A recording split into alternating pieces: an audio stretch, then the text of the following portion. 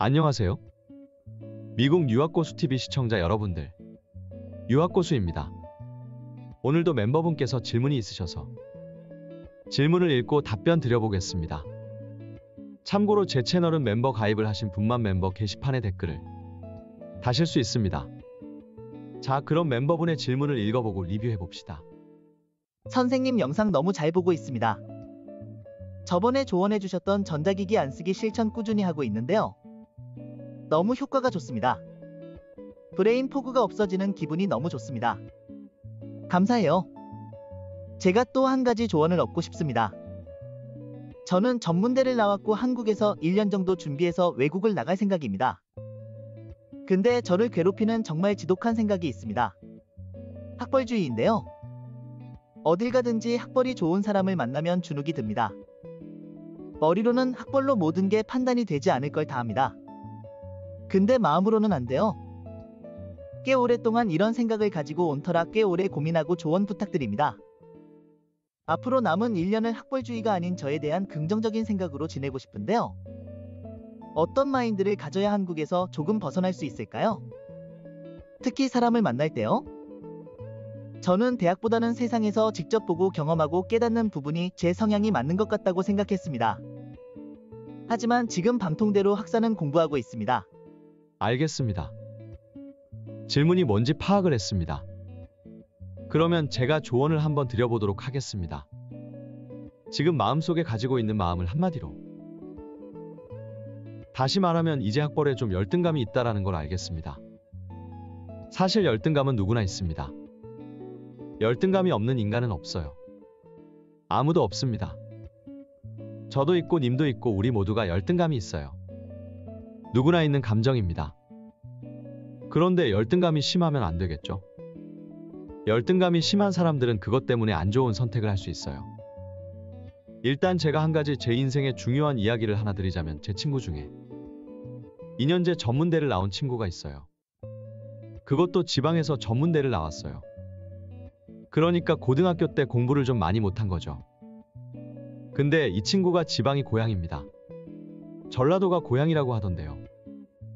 그런데 서울에 상경을 해가지고 서울에서 활동을 하다가 이제 제가 다니던 교회에 출석을 하게 되면서 그렇게 해서 저랑 친해져서 알게 된 동네 친구가 있습니다. 참고로 저는 전라도 사람들을 싫어하지 않습니다. 하지만 제 방송을 보시는 분들은 잘 아시겠지만 제가 좌파를 그렇게 좋아하지 않는다는 것을 눈치채셨을 것입니다. 그래서 좌파들하고는 잘 인생의 방향성이 안 맞아 가지고 그들과 친구하거나 마음을 나누고 지내지는 않습니다. 이 친구는 전라도가 고향이지만 전혀 좌파가 아닙니다. 성경적으로 살면서 사회주의 공산주의를 안 좋아하는 친구라 금세 친해졌습니다. 저희의 공통적인 관심사는 하나님 나라의 복음이었기 때문에 고향을 떠나 학력 차이를 떠나 저희는 금세 친해졌습니다. 이 친구는 제가 20대 후반에 종종 같이 교회에서 만나서 같이 놀았던 친구입니다. 전라도 지역이 좌파 성향이 매우 강한 이유는 전통적으로 유교 문화가 매우 강한 지역이기 때문입니다. 그래서 유교의 조상신에게 제사를 드리기 때문에 좌성향이 강하게 나타나는 것입니다. 유교의 조상신 숭배는 우상 숭배에 해당하며 성경적으로는 매우 반성경적인 종교행위입니다. 그런데 이 친구의 집안은 개신교를 대대로 믿는 집안이라서 유교의 제사를 지내지 않기 때문에 좌파가 아닌 가정문화에서 자란 것입니다. 제 전라도 출신 친구는 전라도에서 전문대를 나왔지만 전혀 열등감이 없고 밝고 건강한 정서를 가지고 있었습니다. 어떻게 그럴 수가 있었을까요? 열등감은 좌성향과 깊은 관련이 있습니다. 그래서 자신의 마음의 성향을 돌아보는 것이 중요합니다. 방송에서 자주 말씀드리지만 좌파와 우파는 한국에서 자생적으로 생겨난 개념이 아닙니다. 미국에서 정치학 박사학위를 따고 귀국하셔서 대한민국을 건국한 초대 대통령 이승만 대통령이 미국에서 가져던 신문물이 미국의 양당제입니다. 즉 좌파 우파는 미국에서 온 개념입니다. 그렇다면 미국인들이 생각하는 좌파와 우파의 정확한 정의를 먼저 알아야 합니다. 일반적으로 미국에서는 성경적이면 우파이고 반성경적이면 좌파입니다. 미국에서 우파가 보수인 이유는 성경이 가치관을 보수하려고 하기 때문에 우파가 보수입니다.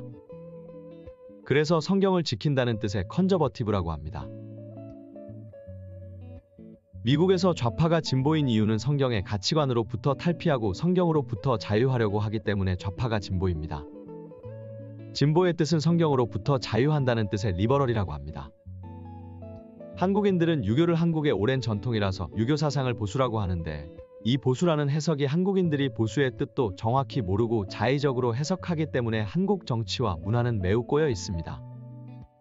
유교는 반성경적인 사상이므로 좌파 진보에 해당합니다. 한국의 오랜 전통인 유교는 보수가 아닙니다. 유교는 진보 사상입니다. 그래서 유교적인 조상신에게 절하는 차례를 지내는 집안에서 자란 사람들은 자연스럽게 반성경적인 진보 사상에 쉽게 빠져듭니다. 미국 사람들은 성경을 읽는 사람들이 많기 때문에 성경의 가치관을 보수하는 사람들이 많습니다. 성경은 말합니다. 겉사람보다 속사람이 중요하다고 말합니다. 그래서 미국의 보수적인 문화의 사람들은 학벌을 보지 않고 내면의 인격과 내면의 가치, 그리고 그 사람의 실질적인 실력을 봅니다. 그래서 미국에서 학벌을 보지 않는 문화가 생겨나는 것이 모두 개신교의 가치관 때문입니다. 즉 성경 때문입니다. 반면에 같은 기독교 문화권이라고 하지만 성경에 적힌 내용보다 종교 시스템의 수장인 인간의 말을 중요하게 생각하는 유럽식 기독교인 카톨릭의 경우 인본주의 사상의 기독교입니다. 그래서 유럽의 경우 하나님보다 인간을 먼저 보기 때문에 유럽에는 학벌주의, 귀족주의, 족보 따지는 문화가 강하게 남아 있습니다. 유교 또한 인본주의 진보 사상입니다. 그래서 학벌을 강하게 보는 문화가 있는 것입니다. 이해하셨나요? 정리하면 우파 보수 사상은 사람의 겉모습보다 내면을 보는 문화입니다. 좌파 진보 사상은 사람의 내면보다 겉사람을 중요하게 생각하는 사상입니다. 그래서 좌파 진보 사상은 단순하게 사회주의, 공산주의 좋아하는 것을 넘어서서 매우 폭넓은 인본주의를 지칭하는 말입니다. 당신이 학벌을 중요하게 생각하는 것은 속사람보다 겉사람을 중요하게 생각하는 사상에 동의하고 있기 때문입니다. 즉 당신에게 좌성향이 강하게 있기 때문입니다. 제 전라도 친구는 좌성향이 강한 전라도에서 태어나서 자랐지만 집안이 개신교를 믿는 집안이라 겉사람보다 속사람을 중요하게 생각하고, 그래서 사회주의, 공산주의로 겉으로 보이는 시스템으로 사회정의를 구현하는 것이 아니라 개개인의 마음의 중심을 하나님께 바로하고 성경적인 가치관으로 내 마음을 새롭게 함으로 사회에 영향을 미치자는 사상을 가지고 자란 것입니다. 그래서 제 전라도 친구에게 좌성향이 없던 것입니다. 이 친구가 전라도에서 서울에 올라와 살면서 서울에 있는 굉장히 큰 건설회사에 중장비 포크레인 기사로서 일하며 회사를 다녔습니다. 서울에 오기 전에는 이 친구는 지방에서 전문대를 나오고 전라도 지역에서 포크레인 기사 자격증을 따고 지방에서 포크레인 끌고 다니면서 전남 지역의 각종 공사 현장에서 못당 파고 그런 걸 했던 사람이에요. 그래서 포크레인 기사 활동을 하다가 서울에서 살아보고 싶다는 생각에 서울에 올라와서 굉장히 큰 건설회사에 취업한다는 꿈을 가지고 도전하며 지내는 친구였는데, 이 친구가 취업이 굉장히 안 되는 거예요. 당시 제가 다니면 교회에는 서울의 명문대 나온 친구들도 있었고 서울에서 대학원 박사과정에 다니는 교회 형 누나들도 좀 있었는데, 이 친구는 지방에서 올라오고도 그리고 지방 전문대 출신이면서도 서울의 명문대 출신들 사이에서 전혀 주눅들지 않고 밝고 건강한 자존감을 가지고 있었습니다. 자신이 포크레인 기사이고 공사장에서 일한다는 사실에도 부끄러워하지 않았습니다. 서울에서 대학원을 다니는 연구원 출신 교회 친구들과도 마음의 벽 없이 잘 지내곤 하였습니다. 그래서 모두가 그와 친해질 수 있었습니다. 근데 이 친구가 굉장히 긍정적인 친구였습니다. 이렇게 대기업의 건설장비 기사 직종에 이 친구가 계속 도전하였는데 계속 안 되면 보통 사람들은 그냥 내가 별론가 보다, 내가 갈 길이 아닌가 보다 하고 포기했을 텐데, 이 친구는 어떻게 했냐면 그 서울에 있는 이 건설회사의 정문 앞까지 찾아가서 그 회사의 인사과장이 퇴근할 때까지 기다렸다는 것입니다. 인사과장의 퇴근 시간을 맞춰가지고 회사를 찾아갔답니다. 그래서 인사과장에서 자신이 계속 불합격하는 이유를 너무 알고 싶어서 찾아왔다고 자신을 소개했습니다. 인사과장이 하는 말이 전문대 출신 중에서도 특히 지방의 전문대 출신을 뽑아서 쓴다면 그런 사람들이 서울의 대기업 안에서 열등감이 상대적으로 굉장히 심하다는 거예요. 자기가 서울 사람도 아니고 또 4년제도 아니고 2년제 지방대 출신이기 때문에 그거에 대한 열등감 때문에 들어와서 살아남으려고 이상한 짓을 한다는 거예요. 어떤 자기의 부족한 자격지심 때문에 상담한 이상한 짓을 한다는 거죠. 예를 들면 입사하자마자 같은 지방 출신 고향 선후배들을 매우 적극적으로 막 찾아내서 술자리를 만들어서 지방 출신들께 막 똘똘 뭉치는, 서로 지방 출신들끼리만 도와주는 배타적 이익 집단적 모임을 만든다든지, 아니면 상사한테 자신의 부족함 때문에 무한충성, 즉 과잉 충성을 하다가 자신의 상사에게 너무 과잉 충성하는 바람에 자기 부하 직원을 혹독하게 일을 시키는 사람이 된다는 거죠. 이렇게 해가지고 다른 사람 마음에 큰 상처를 받게 하고 결국엔 많은 사람들을 회사를 관두게 만들고, 그런 사례를 너무 많이 봤기 때문에 자격지심이 너무 심한 사람들을 필터링하기 위해 지방 전문대 출신을 안 뽑는다는 답변을 사적인 자리에서 인사과장이 말해주었습니다.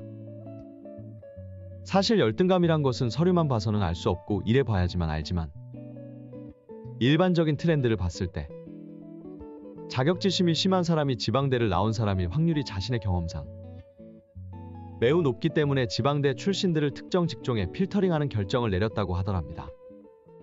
제 친구가 그 얘기를 듣고 저는 정말 자격지심이 정말 별로 없습니다.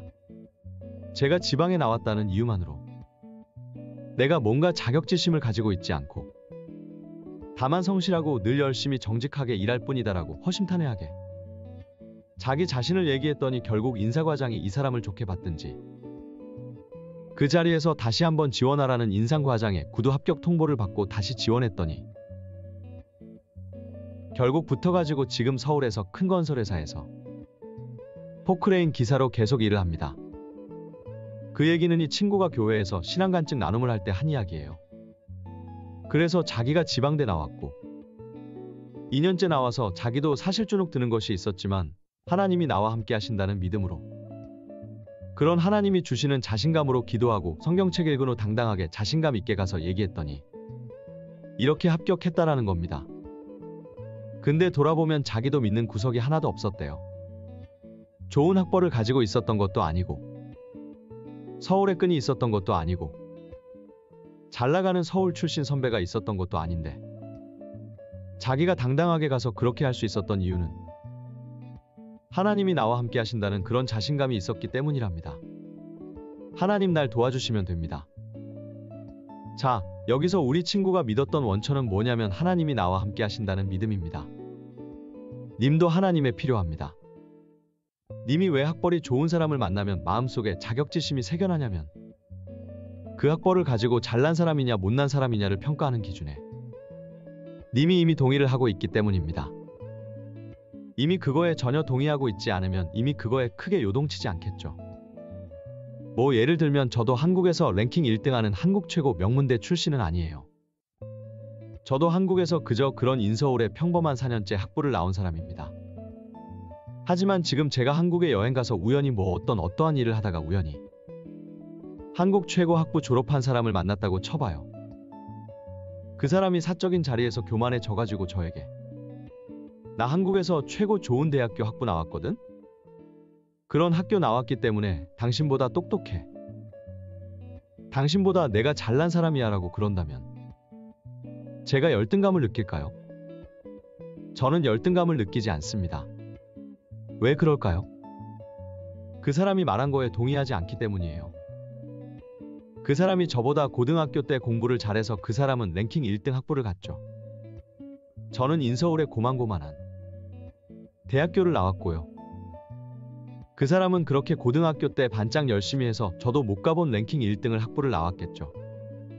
하지만 그 이후에 제가 인생에서 더 잘 풀려서 저는 미국에서 명문대 박사학위를 소지하고 있고 또 아무나 갈 수 없는 실리콘밸리의 최정상의 대기업에 다니고요. 그리고 웬만한 한국에서 웬만한 대기업 직장인봉보다 연봉이 2배에서 3배 정도 되는 사람입니다. 그러니까 전혀 제가 누가 그런 말 했을 때 동의가 안 된다는 거예요. 그래서 저는 누가 그런 얘기를 들었을 때 누가 저한테 당신은 한국에서 랭킹 1등하는 학부 못 나와 봤잖아 라는 소리를 했을 때 저는 전혀 동요하지 않는다는 겁니다. 동의가 안 되기 때문에 저는 아무런 감정이 느껴지지 않고 속으로 그건 네 생각이고 하고 한 귀로 듣고 한 귀로 흘리겠죠. 하지만 당신은 마음의 어딘가에 그게 당신의 학벌이 안 좋아라는 이야기를 듣거나 당신은 못난 사람이야라는 얘기를 했을 때 뭔가 당신의 마음 안에 그 말에 동의가 되기 때문에 당신이 그렇게 느낌을 받는 겁니다.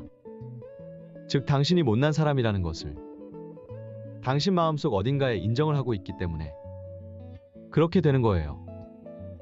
자, 그래서 님이 님의 내면을 바꾸시는 게 필요한데 저는 그래서 님이 하나님이 필요하다고 생각합니다. 님이 갑자기 저처럼 내년에 미국의 최고 명문대 박사과정에 들어가거나 실리콘밸리 대기업에 입사한다면 조금 마음이 나아질 수가 있지만 지금 그렇게 될 수 있는 것도 아니고 그렇게 된다 해도 마음의 열등감이 치유되지 않는다면 미국 명문대나 미국 대기업에서 나보다 잘 산 사람들 보고 열등감이 더 깊어지게 됩니다. 자, 저는 아들이 있어요. 아들이 있는데 아들이 미국에서 살면서는 미국에 어른들을 그렇게 무서워하지 않았거든요. 그런데 이제 가끔 제가 한국에 여행을 자주 갑니다.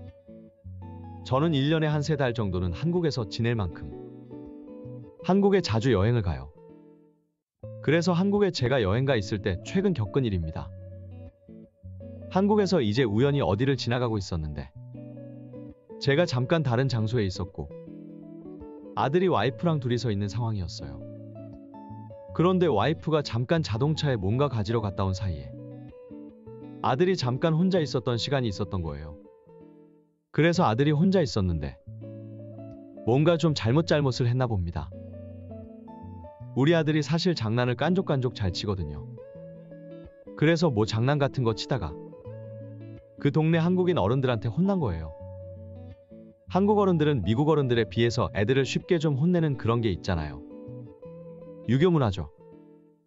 어른이 아이들의 잘못을 봤으면 꼭 혼내는 게 한국의 유교 문화죠. 애들이 뭐 잘못하면 쉽게 혼내고 뭐 그런 게 있잖아요. 그래서 그 아들이 장난친 거에 대해서 조금 혼나가지고 그 이후로 그게 약간 트라우마가 돼서 한국 남자 어른들을 굉장히 무서워하는 거예요. 그래서 어떻게 보면 아들이 어떤 트라우마를 겪은 거죠. 그리고 아들이 그 마음속에서 그 상황에서 동의했던 개념이 뭐냐면 나는 약한 존재이다. 어른들은 강한 존재이기 때문에 자기는 약한 사람이다. 그래서 한국에서 어른들을 조심해야 된다. 그런 생각을 하게 되면서 아들이 굉장히 소극적이고 두려움이 많은 그런 마음 상태가 좀 돼가는 거예요. 그러다가 아들이 또 한국에서 어떤 장난 같은 걸 좀 치다가 동네 어른한테 엄청나게 혼났어요. 엄청나게 혼나가지고 제가 그 얘기를 들었는데 아들이 어른에 대한 두려움에 휩싸여서 굉장히 우는 거예요. 근데 사실 누가 혼냈는지를 물어보니까 제가 아는 동네 사람이더라고요. 평소 그 아저씨는 지방의 유교색이 매우 짙은 분이었는데 늘 아이에 대해 본인이 어른이라고 혼내는 정신이 강한 사람이었어요. 사실 서울에서는 그런 문화가 아닌데 아직도 한국의 지방에서는 유교색이 매우 짙어서 아이들이 조금만 잘못해도 아주 크게 혼내는 어른들이 있습니다. 그러니까 제 아들이 뭔가 잘못한 것 같았으면 저한테 찾아와서 얘기하면 되잖아요. 근데 제 아들이 지금 초등학교 다니는데 이 아들을 큰 어른이 따로 불러서 크게 혼낸 거예요. 그 어른이라 하면 40대 초반이죠. 뭐 이런 다 큰 어른이 초등학교 애를 조용한데 골목 같은 으슥한 데로 불러가지고 크게 혼낸 거예요. 굉장히 찌질한 거죠. 뭔가 제 아들한테 마음에 안 드는 게 있으면 저를 불러가지고 저한테 아드님이 무슨 좀 장난이 심한 것 같은데 좀 주의를 주시라고 좀 이야기를 해달라고 저한테 얘기하면 되는데 남의 아들을 조용히 불러가지고 엄청 혼낸 거예요. 그래서 아들이 울고 온 거예요. 제가 어떻게 했냐면 경찰에 신고해버렸습니다. 아동학대로 뭐 법적으로 걸 수 있으면 걸어가지고 소송을 준비를 했었어요. 그리고 아들에게 이야기했어요. 그 아저씨가 너가 뭔가 잘못한 게 있다면 나에게 와서 조목조목 이성적으로 따지고 저의 잘못을 이야기하면 될 텐데 정작 내 앞에서는 내 눈도 못 마주치면서 비겁하게 어른이 돼서 너를 골목으로 불러가지고 혼내다니 비겁한 어른이야. 아빠가 사실 검도와 일본 유술 계열의 무술의 달인이고 태권도도 3단이지만 폭력을 행사하면 아빠도 법에 처벌을 받으니깐 이럴 때는 법으로 해결하자 하면서 아들이 보는 앞에서 경찰에 신고를 해주었습니다. 근데 다행히 아들의 이야기를 들어보니까 아들이 뭐 맞거나 심한 욕설을 들은 건 아니고 그냥 끌려가서 매우 혼난 거더라고요. 그래도 남의 아들을 지가 뭐라고 끌고 가서 혼내키니까 제가 매우 화가 나더라고요. 정작 그 동네 아저씨는 저와 동네에서 만나면은 제 눈도 못 마주치면서 약자인 아이 조용히 불러가지고 혼내고 굉장히 좀 괘씸한 거예요. 제 아들인 거 뻔히 알면서 말이지요. 어린 아이한테 그러면 안 되죠? 그것도 소중한 제 아들인데 그래서 제가 경찰에 신고해버렸습니다. 근데 그 이후로 아들이 저를 굉장히 좋아하기 시작했어요. 아들이 그때 무엇을 배웠냐면 자신이 위험에 처하면 우리 아빠는 언제든 달려와서 나를 보호해주고 나를 혼내킨 아저씨는 무찌르는 멋진 사람이라고 생각하게 된 거예요. 아들이 저를 그렇게 생각한 겁니다. 그 이후로 아들은 이제 한국에서 저희가 어디 여행을 가든 한국의 어른들을 더 이상 두려워하지 않게 됐어요.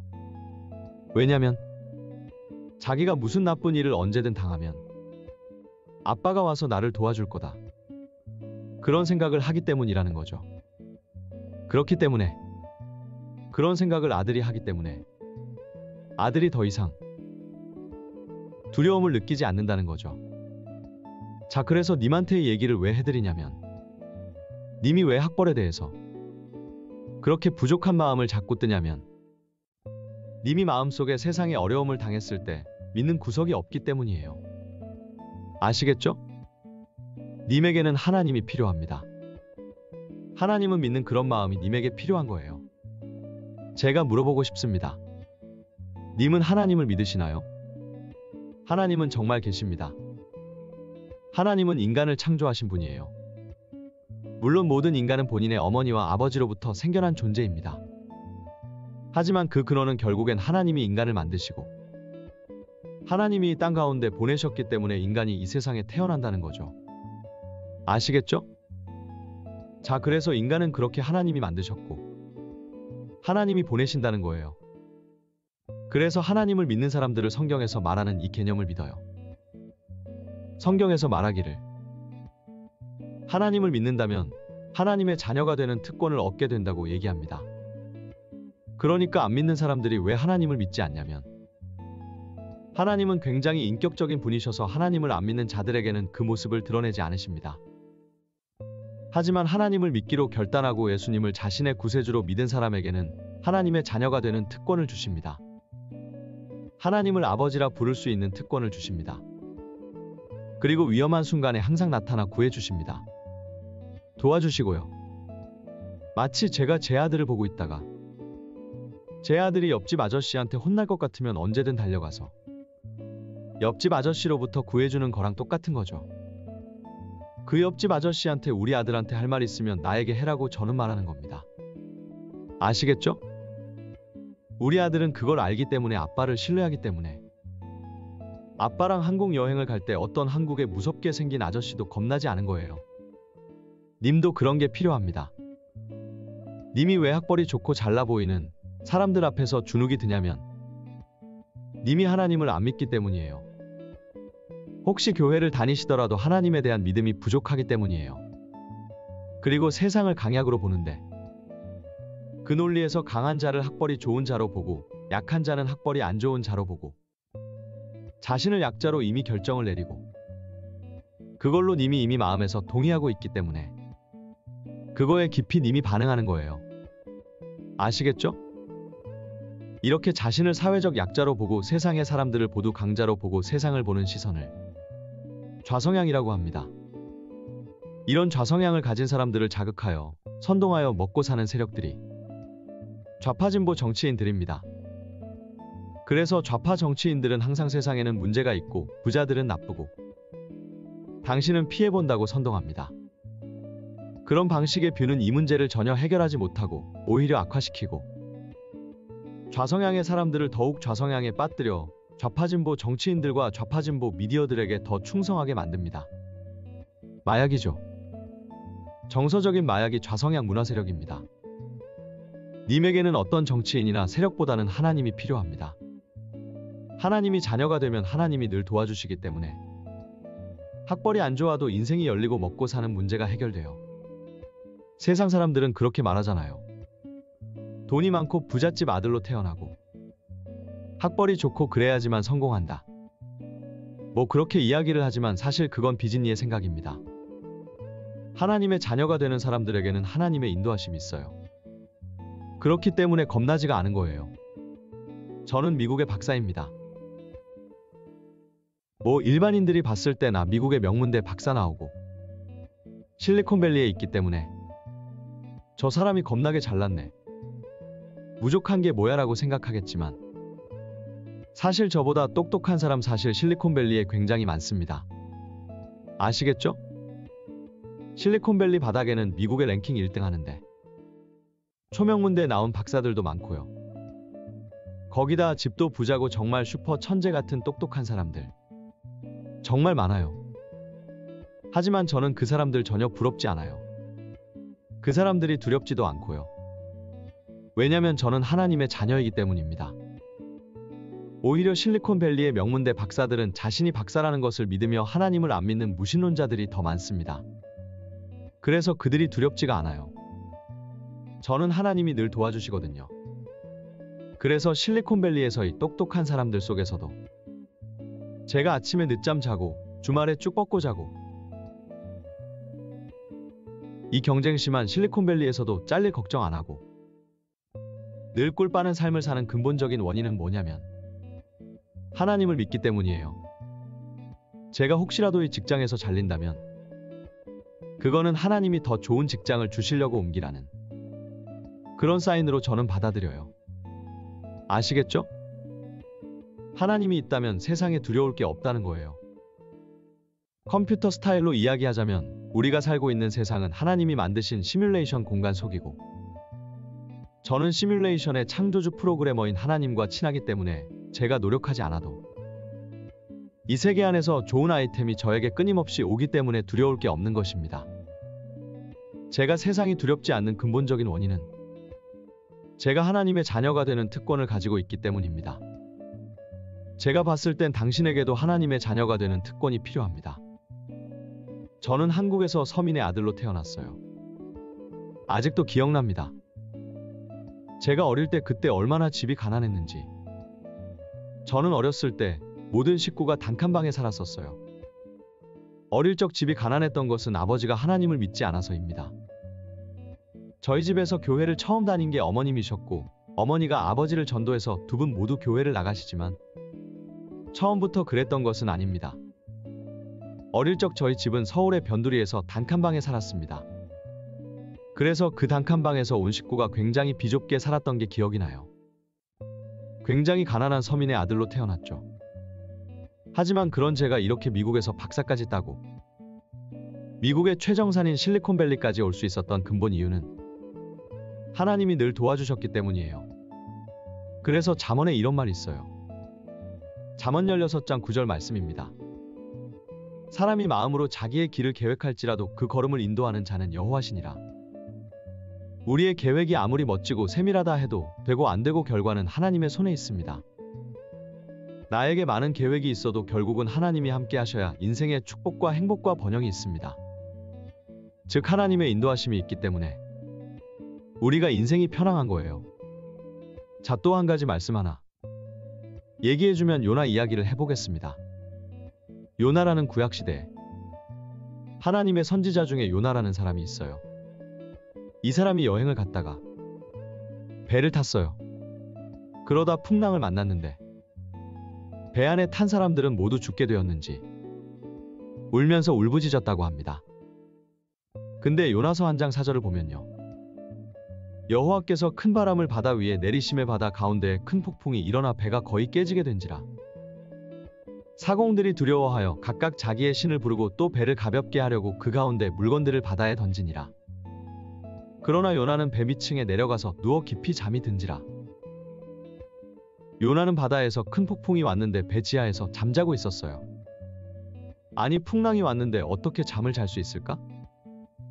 그건 요나가 우리가 살고 있는 세상이 하나님의 창조 세계이고 모든 건 하나님이 일으키는 섭리라는 걸 알고 있었기 때문이에요. 그래서 요나가 꿀잠을 잘 수 있었던 것 같아요. 아시겠죠? 저는 요나가 풍랑이 왔을 때 꿀잠을 잘 수 있었던 이유로 하나님이 누구신지 알았기 때문이라고 생각합니다. 물론 성경학자들은 요나가 그렇게 꿀잠을 잔 거를 다양한 관점으로 해석하는 사람도 있어요. 요나가 정신을 못 차리고 있어서 풍랑이 왔는데 잠을 자고 있었다라고 해석하는 사람도 있고요. 뭐 성경이라는 것은 읽는 관점에 따라 다르게 볼 수 있겠지만 저는 요나가 그때 꿀잠을 잘 수 있었던 근본 원인은 풍랑을 일으키는 것이 하나님이라는 걸 알고 있었기 때문입니다. 그리고 풍랑을 일으키시는 어떤 이유가 있는데 그게 자기 때문이라고는 생각을 못하고 있었기 때문에 꿀잠을 잤다고 생각합니다. 뭐 뱃사람들에게 죄를 회개하라고 풍랑을 줬을 수도 있고요. 하지만 요나서의 본문을 읽어보면 하나님이 풍랑을 주신 이유는 요나를 불러서 니느웨로 가라고 그런 깨달음을 주기 위해서라는 걸 알 수 있습니다. 요나가 풍랑에서 꿀잠은 잔 것은 인생의 수많은 경험들이 있기 때문이에요. 본인이 어려운 일을 겪었다가 하나님 때문에 살아난 적을 수없이 많이 겪었기 때문에 인생에 그런 어려움이 왔을 때 두려움 없이 꿀잠을 잘 수 있었던 겁니다. 님도 꿀잠을 자는 사람이 되셔야 돼요. 저는 이 경쟁 치열한 실리콘밸리에서 늘 꿀잠을 잡니다. 불면증이란 개념은 저에게 없습니다. 지금도 이 치열한 실리콘밸리에 평일날 점심 먹고 커피 한잔 하면서 이 영상 만듭니다. 아마 내일쯤 제 채널에 업로드 가능하겠네요. 지금 신문에 맨날 나오는 게 뭐냐면 실리콘밸리에서 인공지능이 발전을 해서 실리콘밸리에서조차도 대량 해고가 일어나고 있다. 신문에서 계속 이런 선동을 하고 있죠. 읽으면 엄청나게 두려운 마음이 들죠. 특히 한국 테크닉스에서 계속 이런 기사 내놓으면서 사람들을 가스라이팅하죠. 그렇게 사람들을 공포와 혼란에 몰아넣어 놓고 솥대머리 하듯이 그렇게 두려움을 주고 가스라이팅하면서 자신들의 신문사의 구독과 그런 복종을 받아내는 게 그 신문하는 사람들의 미디어의 특징이죠. 지난 전염병 시즌에 많이 경험하셨죠? 언론의 가스라이팅을요. 하지만 그거 걸려보셨나요? 그냥 독감이죠. 별게 아닌데 호들갑 미친 듯이 부렸고 오히려 신종 백신 부작용으로 몸이 이상하게 된 사람이 더 많죠. 약 팔라 먹으려고 짜고 치는 고스톱이죠. 저는 유전자 방식의 멀너 신종 백신 안 맞았어요. 일부러 안 맞았습니다. 끝까지 안 맞고 버티려고 했는데 공항에서 여행도 못 가게 하고 직장에서도 접종증명서 제출하라고 가스라이팅 하는 바람에 백신 중에서 가장 전통적인 방식으로 만드는 비유전자 방식의 백신을 맞긴 했습니다. 바이러스 벡터 방식의 백신을 맞았어요. 기존의 감기 백신이랑 비슷하게 만드는 거요. 즉 치명률 약화시킨 죽은 바이러스 몸에 집어넣는 전통 방식이요. 이것은 별로 위험하지 않거든요. 하지만 전염병 앞으로 계속 또 옵니다. 다음 웨이브에는 절대로 아무것도 안 맞을 거예요. 그렇습니다. 미디어 원래 그래요. 세상을 과장하고 두려움을 주게 만들어요. 사람들이 자신들에게 충성하도록 만들죠. 그런 가스라이팅 하는 게 바로 미디어입니다. 자, 그렇단 말이에요. 자, 그래서 이런 세상 속에서 저는 실리콘밸리에서도 인공지능 실직 뉴스 이런 뉴스가 맨날 쏟아져 나와도 눈 하나 깜짝하지 않아요. 왜냐면 나에게 직장을 주고 내 삶의 생기를 책임지실 수 있는 분이 하나님이라는 거예요. 그거를 알기 때문입니다. 왜냐하면 저는 예수님을 구원자로 고백을 했기 때문에 하나님의 자녀가 되는 특권을 받은 사람이에요. 하나님의 자녀이기 때문에 하나님이 그 자녀들을 세상의 풍랑 가운데 그냥 두시지 않습니다. 다 구해주십니다. 그럼에도 불구하고 저도 가끔 세상의 풍랑을 받을 때가 있어요. 마치 요나 같은 배처럼 그런 배에 태우실 때가 있습니다. 그거는 니느웨로 가라고 요나를 깨우기 위한 하나님의 손길이라는 겁니다. 마찬가지고 제가 혹시라도 이 실리콘밸리 회사에서 잘린다면 그건 하나님이 또 새로운 목적지로 보내기 위해서 저를 깨우시려 그러는 거죠. 그래서 저는 인공지능 때문에 세상의 직업이나 막 계속 사라진다 하더라도 두려울 게 없습니다. 왜냐하면 저는 하나님이 자녀이기 때문입니다. 당신이 학벌 때문에 불안하고 두려운 마음이 드는 것은 하나님의 자녀라는 생각을 하지 않기 때문입니다. 요한복음 1장 12절을 읽어보세요. 영접하는 자 곧 그 이름을 믿는 자들에게는 하나님의 자녀가 되는 권세를 주셨으니 도움이 되시길 바랍니다.